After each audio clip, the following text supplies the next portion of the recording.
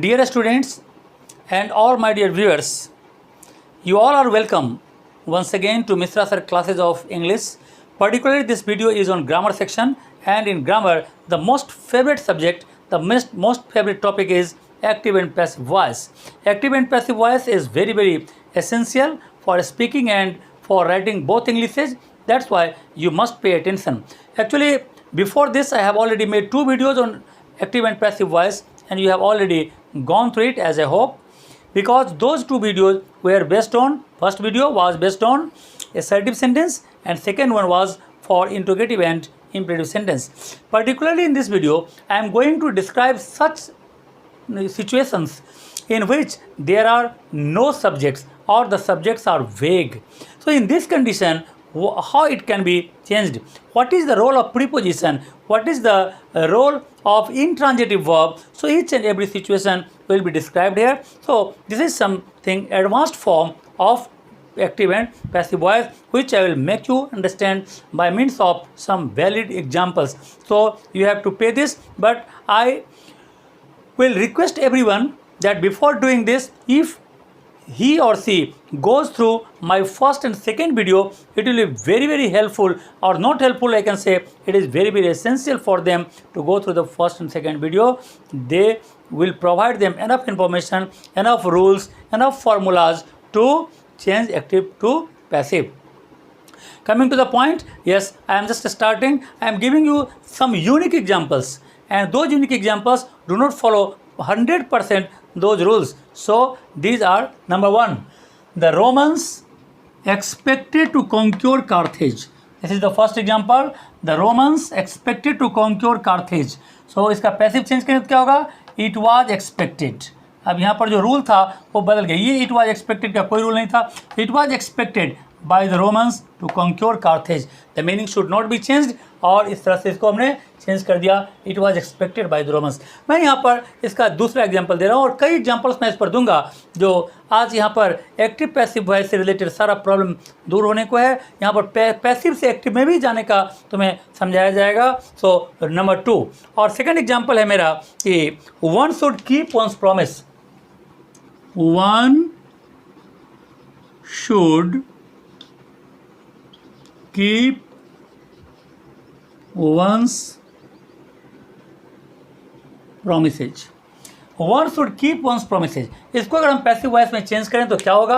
यहाँ पर one should keep one's promises मतलब हर एक व्यक्ति को अपना वादा निभाना चाहिए. तो इसका आंसर होगा promises should be kept. तो इसका आंसर होगा, अगर इसको पैसिव में हम चेंज करते हैं, ये एक्टिव है, और इसको अगर पैसिव में चेंज कर रहे हैं तो क्या होगा? promises should be changed. Promises should be changed. अब यहाँ पर होना चाहिए by one, जो है यहाँ पर by someone या by anyone या by everyone का कोई दरकार नहीं है. यही तो इसमें सीखने का है कि वहाँ पर जो लगाते थे हम लोग by लगा करके और फिर सब्जेक्ट को ऑब्जेक्ट में ले आते थे, वो यहाँ पर नहीं है.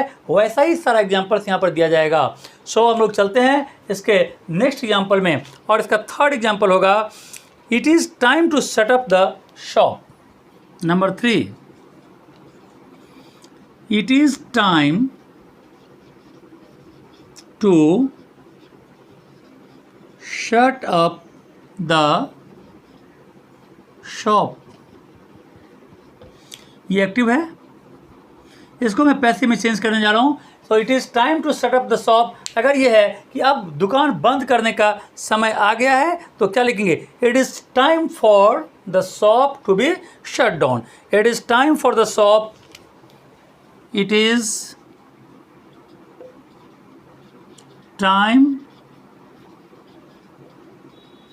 for the shop to, it is time for the shop to be shut up.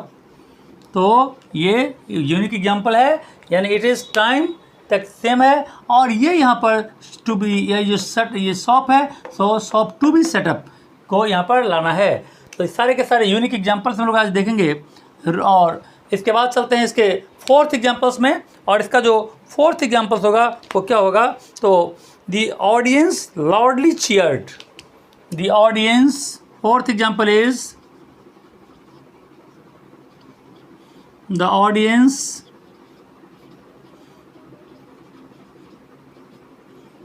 loudly cheered the mayor's speech. The mayor's speech. तो अगर कोई आदमी इसको पैसिव में चेंज करेगा, ये एक्टिव है, तो इसको अगर पैसिव में कोई आदमी चेंज करता है तो क्या लिखेगा? The mayor's speech was loudly cheered by the audience. But यही चीज़ यहाँ समझना है, यहाँ पर बाय द ऑडियंस का काम नहीं है, क्योंकि जो चीयर अप करेगा स्पीच को वो कोई ना कोई ऑडियंस ही होगा. सो बाय द ऑडियंस यहाँ पर लिखने का काम नहीं होता. तो पैसिव वॉइस में इसको लिखेंगे द मेयर्स स्पीच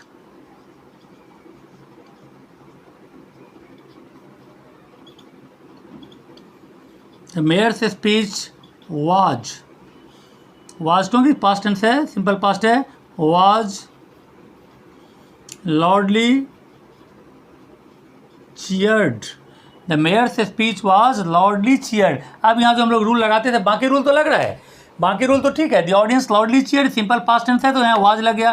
तो वो जो चार्ट मैंने दिया था वहाँ पर, उस चार्ट का काम, हर चीज़ का काम तो सेम है, लेकिन वहाँ बाय लगाकर जो हम लोग इस सब्जेक्ट को ऑब्जेक्ट बनाकर ले जाते थे, वो चीज़ यहाँ पर डालने का काम बिल्कुल ही नहीं है. और इसीलिए क्योंकि उसके बिना भी सेंटेंस का मीनिंग क्लियर हो जाता है, सो अननेसेसरी चीज़ वहाँ पर डालने का दरकार नहीं होता. Now coming to the fifth example, my pocket has been picked. इसका फिफ्थ एग्जाम्पल मैं दे रहा हूँ यहाँ पर. My pocket has been picked. मतलब मेरी पॉकेट मारी हो गई.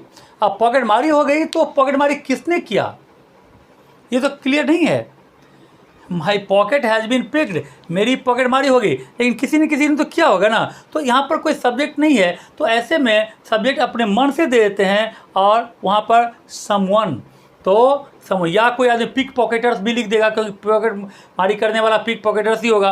तो समवन या पिक पॉकेटर्स हम लोग यहाँ पर रख सकते हैं. अपने मन से ऐसा सब्जेक्ट वहाँ पर डालना है जो सब्जेक्ट अप्रोप्रिएट हो, कुछ भी नहीं डाल सकते. तो यहाँ पर हम समवन डाल रहे हैं, क्योंकि ये ऑलरेडी पैसिव वॉइस है, तो इसको हम लोग एक्टिव में कर सकते हैं. ये पैसिव वॉइस है, तो इसको एक्टिव में कर ले जाएंगे, तो ये हो जाएगा कि someone has picked my pocket. तो ये था पैसिव वॉइस से एक्टिव में आने का सेम रूल है. चूँकि हैज़ बीन है पैसिव में, तो हैज़ लग जाएगा. वर्ब का थर्ड फॉर्म तो पहले से है ही, और हैज़ है तो वर्ब का थर्ड फॉर्म लगेगा ही. और इस तरह से यहाँ पर माई पॉकेट को लास्ट में ले जाया गया, लेकिन समवन वहाँ पर एक्स्ट्रा लाया गया, एडिशनल वहाँ पर ऐड किया गया है. तो हम लोग अब ये जो 4 एग्जाम्पल्स था वो एक्टिव से पैसिव में था. यहाँ 5 नंबर से पैसिव से एक्टिव हम जा रहे हैं. सो देखते हैं यहाँ पर एग्जाम्पल नंबर 6 क्या कहता है. एग्जाम्पल नंबर 6 ये भी पैसिव वॉइस में होगा, और पैसिव से हम लोग यहाँ पर एक्टिव में जाएंगे. तो पैसिव का एग्जाम्पल्स है, our army has been defeated. मैं यहाँ पर एग्जाम्पल देता हूँ, our army has been defeated. तो हमारे आर्मी को डिफीट कर दिया, हमारा आर्मी हार गया. तो आर्मी किससे हारता है? आर्मी दुश्मन से हारता है. तो वहाँ पर किसके, our army has been defeated by enemies तो है नहीं, तो हम लोग को खुद ही समझना होगा कि वहाँ बाय एनिमीज़ को सब्जेक्ट में लाएंगे. तो यहाँ पर हम लोग सबसे पहले इसका जब एक्टिव में ले जाएंगे, तो यहाँ पर एक्टिव में क्या हो जाएगा, तो एनिमीज़ हैज़ बीन है, तो यहाँ पर एक्टिव में हैज़ हो जाएगा. एनिमीज़ हैज़, तो एनिमीज़ है चूँकि एक से ज़्यादा है इसलिए हैव हो जाएगा, एनिमीज़ हैव. और यहाँ पर defeated, enemies have defeated our army.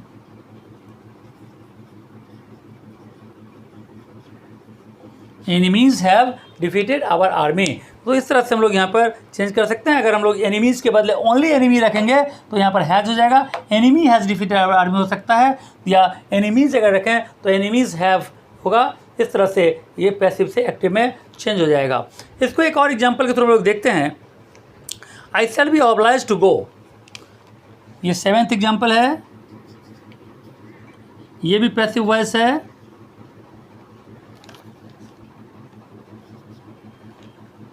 I shall be obliged to go, I shall be obliged to go. इसको अगर एक्टिव में ले जाएंगे तो यहाँ पर कोई सब्जेक्ट तो है नहीं, तो ऐसे में हम लोग लिखेंगे यहाँ पर एक एडिशनल सब्जेक्ट डालेंगे कि हम लोग वहाँ पर जाएंगे। आई शैल बी ऑब्लाइज्ड, मैं ऑब्लाइज्ड रहूँगा अगर मैं वहाँ गया तो वहाँ पर डालना पड़ेगा सर्कमस्टांसेस विल ऑब्लाइज मी। तो यहाँ पर डालते हैं सिचुएशन के बारे में, यानी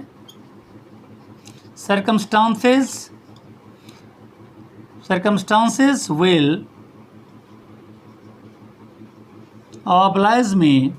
अब यहाँ पर टू गो जो है वैसे ही रह जाएगा। तो ये जो ऐड हो रहा है, जैसे यहाँ पर हमने यहाँ पर एनिमीज ऐड कर दिया, यहाँ सर्कमस्टांसेज ऐड कर दिया, तो ये सारा चीज़ जो ऐड हो रहा है तो वही देखना है कि कौन सा चीज़ किस में हम ऐड कर रहे हैं। तो इस तरह से यहाँ पर 7th एग्जाम्पल हुआ। इसके बाद जो नेक्स्ट एग्जाम्पल होगा वो हम लोग यहाँ पर देखते हैं, फिर पैसिव वॉइस से एक्टिव में जाने का ही होगा। माई 8th एग्जाम्पल, यानी मेरा 8वां एग्जाम्पल है कि I was asked my name. तो मैं यहाँ पर लिखता हूँ, मेरा 8th एग्जाम्पल है ये ये भी पैसिव वॉइस ही है। सो हम लोग यहाँ पर लिखेंगे इसको पैसिव वॉइस में, I was asked my name. तो अब ये किसने पूछा, मुझसे मेरा नाम पूछा गया। अब यहाँ पर तो है नहीं, किसने पूछा ये है नहीं, तो अपने मन से सप्लाई करना पड़ेगा। तो यहाँ पर हम लोग दे रख सकते हैं, तो दे रख दें तो क्या हो जाएगा, क्योंकि ये पैसिव वॉइस है, वाज लगा हुआ है, तो वाज किस में होता है, सिंपल पास्ट टेंस में हो जाएगा दे आस्क्ड। इसका जो एक्टिव वॉइस होगा हो जाएगा they asked my name, they asked my name, उसने मेरा नाम पूछा। इसके बाद हम लोग चलते हैं नेक्स्ट एग्जाम्पल में, और ये जो एग्जाम्पल्स है ये भी तुम्हारा पैसिव वॉइस से रिलेटेड होगा, और इसमें आएगा English is spoken all over the world. English is spoken, ये पैसिव वॉइस ये भी है। English is spoken all over the world. English is spoken all over the, पूरी दुनिया के लोग इंग्लिश बोलते हैं। तो इसका मतलब, इसको अगर हम एक्टिव में अगर चेंज कर दें तो एक्टिव में क्या होगा, इसके लिए कोई अप्रोप्रिएट तो डालना पड़ेगा सब्जेक्ट, और अप्रोप्रिएट सब्जेक्ट यहाँ पर तो कुछ है नहीं। तो इंग्लिश पूरे दुनिया में बोला जाता है, मतलब पूरी दुनिया में लोग इंग्लिश बोलते हैं। तो यहाँ पर पीपल को अगर सब्जेक्ट में लाया जाए तो वो सबसे ज़्यादा अप्रोप्रिएट होगा। इसका आंसर होगा पीपल स्पीक इंग्लिश। तो यहाँ पर लिखेंगे हम लोग people speak English all over the world।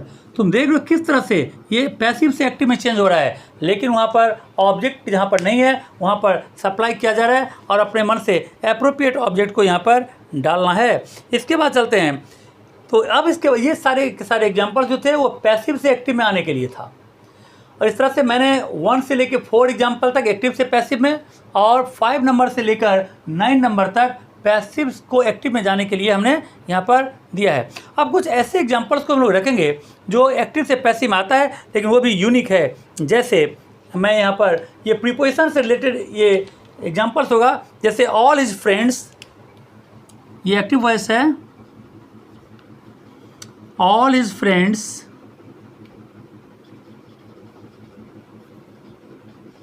laughed at him।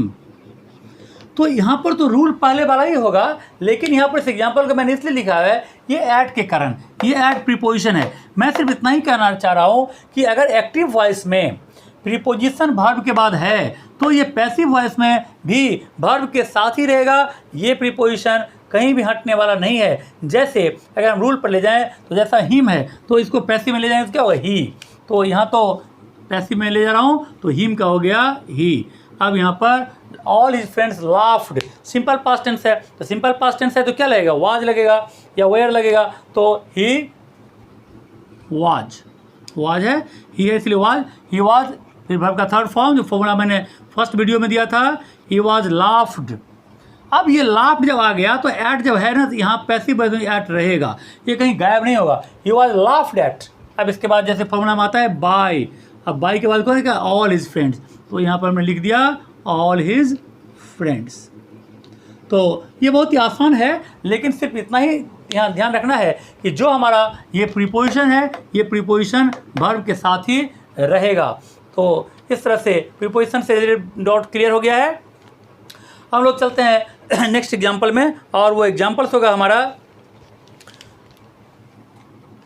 Number 11, they use, active voice है ये, they use videos to teach the students. अब ये एग्जाम्पल्स है कि वो लोग स्टूडेंट्स को पढ़ाने के लिए वीडियो यूज़ करते हैं, वो लोग स्टूडेंट्स को पढ़ाने के लिए वीडियो यूज़ करते हैं। तो अगर हम यहाँ पर इसको चेंज करेंगे तो होगा the students are taught, the students are taught by using videos. अब ये जो देम है, ये देम कहाँ चला जाएगा? सो यहाँ पर हम लोग लिखते हैं, यहाँ पर इसको पैसे में चेंज करेंगे तो लिखेंगे सबसे पहले यहाँ पर द वीडियोज़ को लाते हैं, इतना ही को चेंज करेंगे, दे यूज वीडियोज़, तो वीडियोज़ को पहले लाओ ऐसे वॉइस में, तो क्या हो जाएगा वीडियोज़ आर, क्योंकि सिंपल प्रेजेंट टेंस है, इज एम आर, इसके बाद थर्ड फॉर्म आर यूज्ड। ये बाय देम जो आना चाहिए वो नहीं आएगा, दे का देम यहाँ नहीं होगा, वीडियोज आर यूज्ड। ये बाकी पार्ट जो इन्फिनिटिव पार्ट है वैसे ही रह जाएगा, to teach the students, to teach the student, इसमें कोई चेंज नहीं हो रहा है। इस तरह से यहाँ पर फिर एक और एग्जांपल यहाँ पर हम लोग डालते हैं, और ये एग्जांपल होगा द पुलिस अरेस्टेड हिम। यहाँ पर ये भी एक्टिव वॉइस है, द पुलिस अरेस्टेड हिम। तो अगर इसको हम पैसिव में चेंज करते हैं तो क्या होगा, द पुलिस अरेस्टेड हिम का हिम का ही हो जाएगा। तो रूल सेम है, ही, फिर ये simple past tense was arrested. लेकिन यहाँ प्रॉब्लम क्या है, ये जो द पुलिस है वो बाय द पुलिस वहाँ नहीं लिखा जाएगा। क्यों नहीं लिखा जाएगा? क्योंकि किसी को अरेस्ट करने का काम तो पुलिस ही करती है। तो ऑलरेडी वो चीज़ क्लियर है ना कि अगर अरेस्ट हुआ है तो पुलिस ही अरेस्ट की होगी, कोई सिविलियन तो अरेस्ट करेगा नहीं। इसीलिए द ही वाज अरेस्टेड लिखना ही क्वाइट एनफ है, और इसमें एक्स्ट्रा कुछ डालने का काम नहीं है। इसके बाद चलो एक और एग्जाम्पल यहाँ पर लिखते हैं, और एग्जाम्पल है यहाँ पर कि people will soon forget it. ये एक्टिव वॉइस है, people will soon forget it. अगर इसको हम पैसिव में चेंज करेंगे तो क्या होगा, ये इट पहले आ जाएगा, विल है तो विल भी हो जाएगा, इट विल बी, फॉरगेट का थर्ड फॉर्म फॉरगॉटन, फॉरगॉटन, फिर आ गया it will be forgotten soon, it will be forgotten soon. अब यहाँ आना चाहिए बाय द पीपल, वो नहीं आएगा, बाय द पीपल यहाँ पर लिखने का दरकार नहीं है। People will soon forget it, लोग इसे जल्दी भूल जाएंगे, या पैसिव कहता है इट विल फॉरगॉटन सून, ये जल्दी भुला दिया जाएगा। तो भुलाने का काम तो पीपल ही करेगा ना, तो पीपल तो ऑलरेडी उसका मीनिंग क्लियर है। So there is no need to put by the people, डालने का दरकार नहीं है। चलो इसके बाद मैं 14वां और आखिरी एग्जाम्पल देने जा रहा हूँ। ये एग्जाम्पल्स में मैं कुछ ऐसा सेंटेंस को रख रहा हूँ जो सेंटेंस में वर्ब इन ट्रांजिटिव है। सबको मालूम होना चाहिए कि पैसिव वॉइस सिर्फ ट्रांजिटिव वर्ब का होता है, लेकिन अगर इन ट्रांजिटिव वर्ब आ जाए तो उसको कैसे चेंज करेंगे। फॉर एग्जाम्पल मैं यहाँ पर लिख रहा हूँ सिट डाउन, ये हमारा एक्टिव वॉइस है और इसे मैंने लिख दिया सिट डाउन। तो इसको अगर पैसिव में चेंज करेंगे तो कोई आदमी कहता है सिट डाउन, इसका मतलब क्या कर रहा है, वो आदमी ऑर्डर दे रहा है। तो उसको अगर लिखेंगे तो होगा you are ordered, you are ordered to sit down. तो इस तरह से यहाँ पर हर एक टाइप के एग्जाम्पल्स को फॉलो किया गया है, और हर टाइप का एग्जाम्पल यहाँ पर दिया है। स्टूडेंट्स को इसके सारे एग्जाम्पल्स को फॉलो करना पड़ेगा, क्योंकि ये सभी यूनिक टाइप का एग्जाम्पल है जो रूल्स को भी फॉलो अच्छी तरह नहीं करता है, अपने मन से सब्जेक्ट ऑब्जेक्ट डालना पड़ता है। लेकिन ये बहुत ही हेल्पफुल होगा अगर आगे वाले दोनों वीडियो को अगर तुम देख करके इसको करते हो। और वीडियो को देखना आसान है, यूट्यूब में जाकर वहाँ Mishra sir classes active and passive voice bye Mishra sir classes करके दोगे तो तुम्हें वहाँ पर दिखाई दे देगा और उसको अच्छी तरह तुम तैयार कर पाओगे। मुझे पूरी उम्मीद है कि वॉइस से रिलेटेड सारा प्रॉब्लम तुम्हारा दूर हो गया होगा। So thank you very much.